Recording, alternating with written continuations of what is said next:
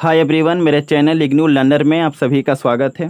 दोस्तों, मैं फिर से आप सभी के सामने BHDC 134 का सबसे महत्वपूर्ण प्रश्न लेकर आया हूं। सो आप सभी से रिक्वेस्ट है कि आप एग्ज़ाम में जाते समय इस प्रश्न को ज़रूर पढ़ के जाए। ओके। और स्टार्टिंग करने से पहले मैं आप सभी को बता दूं कि आपके सिलेबस में एक चैप्टर है जिसका नाम है आकाशदीप। यह एक कहानी है और इस कहानी की जो है इस कहानी को जयशंकर प्रसाद जी ने लिखा है। तो हमेशा हर साल जो है इस चैप्टर से जो है प्रश्न बनता है। सो आप सभी से रिक्वेस्ट है कि आप इस चैप्टर को अच्छे तरीके से पढ़ के जाइए, ठीक है। तो मैं यहाँ पर जो प्रश्न बताने वाला हूँ आपको अच्छे तरीके से इस वीडियो को देखना है और अच्छे तरीके से समझने का प्रयास करना है। तो प्रश्न एग्जाम में आता है कि जयशंकर प्रसाद की आकाशदीप कहानी के आधार पर चंपा के चरित्र विशेषताओं का विस्तृत वर्णन कीजिए, ठीक है। तो सबसे पहले हम आंसर कैसे स्टार्ट करेंगे। आंसर आपको लिखना है कि जयशंकर प्रसाद की आकाशदीप कहानी के आधार पर चंपा के चरित्र विशेषताओं का आकलन हम निम्नलिखित संदर्भ में कर सकते हैं, जो इस प्रकार है, ठीक है। तो सबसे पहला हेडिंग देंगे और हेडिंग के तौर पे आपको लिखना है सौंदर्य से परिपूर्ण बालिका, ठीक है। तो किसी के भी ऊपर जो है आप अगर एग्ज़ाम में विशेषता पूछता है तो आप इन विशेषताओं को हेडिंग के तहत ही लिखिए, क्योंकि एग्ज़ाम में अगर हेडिंग के तहत किसी भी प्रश्न जो भी प्रश्न विशेषता पूछे या कुछ 10 नंबर या 12 नंबर का प्रश्न पूछे तो आपको हेडिंग के तौर पे ही लिखना है, क्योंकि हेडिंग के तौर पे लिखेंगे तो एग्जामिनर आपको अच्छा नंबर देगा, ठीक है। तो सबसे पहला हेडिंग देंगे सौंदर्य से परिपूर्ण बालिका। इस हेडिंग के अंतर्गत आपको लिखना है कि जयशंकर प्रसाद की कहानी के आधार पर चंपा के चरित्र विशेषताओं के अंतर्गत सबसे पहली बात तो हम ये जानते हैं कि चंपा जो है एक सुंदर बालिका है। वह अपने सौंदर्य से इतनी परिपूर्ण है कि अगर कोई भी व्यक्ति उसे देख ले तो उसके सौंदर्य से कोई भी प्रभावित हो जाता है, ठीक है। यानी कहने का मतलब यह है कि चंपा का पहला चरित्र विशेषता क्या है कि वह पूरी तरह से सौंदर्य से परिपूर्ण है। उसकी सुंदरता में इतनी निखार है कि अगर कोई भी व्यक्ति अगर पहली दफ़ा उसे देखता है तो उससे वह प्रभावित हो जाता है, ठीक है। दूसरा हेडिंग क्या है, निडर का होना, ठीक है। तो इस हेडिंग के अंतर्गत आपको लिखना है कि चंपा की दूसरी चारित्रिक विशेषता यह है कि वह एक भयहीन और ना डरने वाली स्त्री है, ठीक है। आई थिंक आपको समझ में आ रहा होगा। दूसरा विशेषता क्या है, निडर का होना, यानी कि वह किसी से डरती नहीं है, ठीक है। तो आपको लिखना क्या है कि चंपा की दूसरी चारित्रिक विशेषता यह है कि वह एक भयहीन और ना डरने वाली स्त्री है। आकाशदीप कहानी में चंपा की निडरता का पता उस समय चलता है जब उसके सामने मणिभद्र एक घृणित प्रस्ताव रखता है, ठीक है।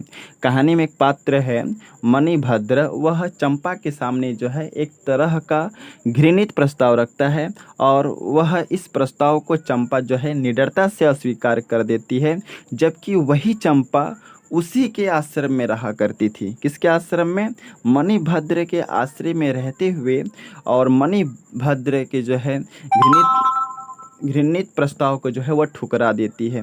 इस बात से यह पता चलता है कि वह एक निडर बालिका है, यानी कि वह किसी से ना डरने वाली बालिका है, ठीक है। दूसरा हेडिंग आपको देना है एग्ज़ाम हॉल में आंसर शीट के तहत, वह होगा स्वाभिमानी का होना, ठीक है। तो इस हेडिंग के अंतर्गत आपको लिखना है कि आकाशदीप कहानी के आधार पर चंपा की एक अन्य विशेषता यह है कि वह एक स्वाभिमानी वाली बालिका है।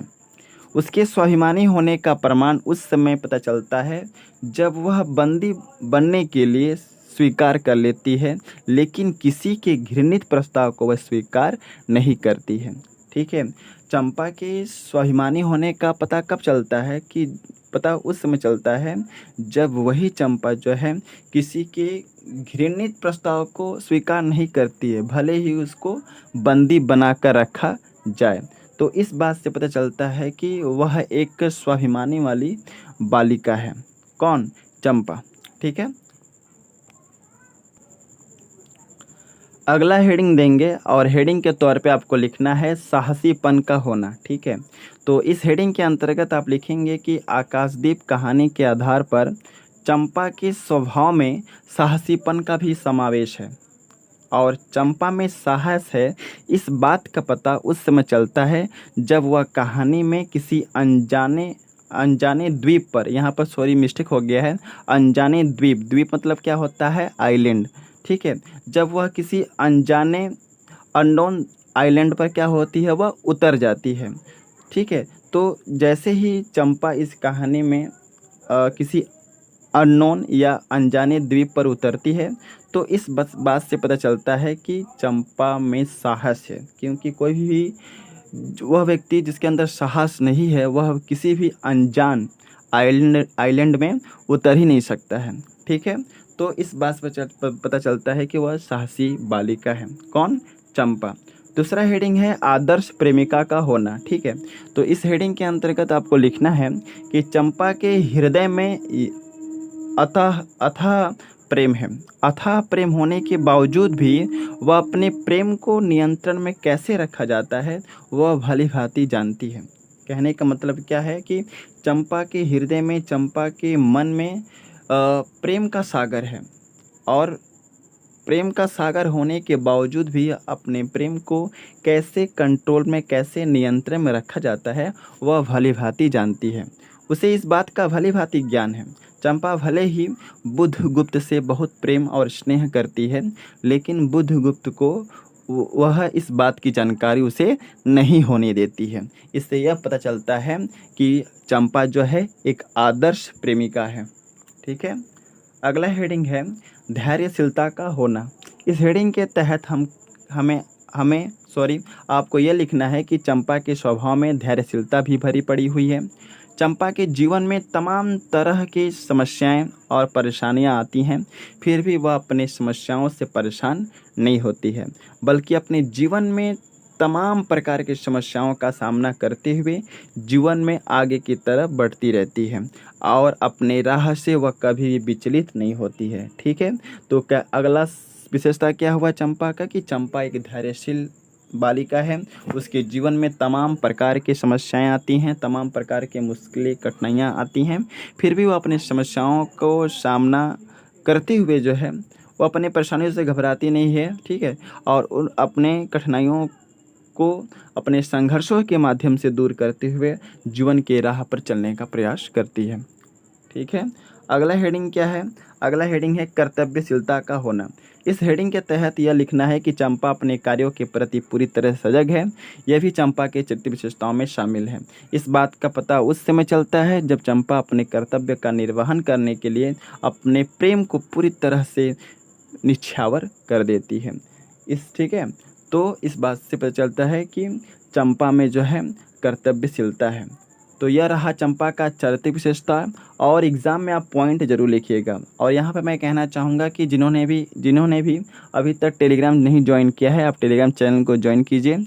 वहाँ पे बहुत सारा वीडियो मिलेगा और अलग से मैंने इस अपने चैनल के प्लेलिस्ट में बहुत सारे इस सब्जेक्ट की वीडियो डाल रखे हैं। उन सारे वीडियो को एग्ज़ाम में जाने से पहले ज़रूर देखें। So best of luck for all of you for exam, and thank you for watching my video.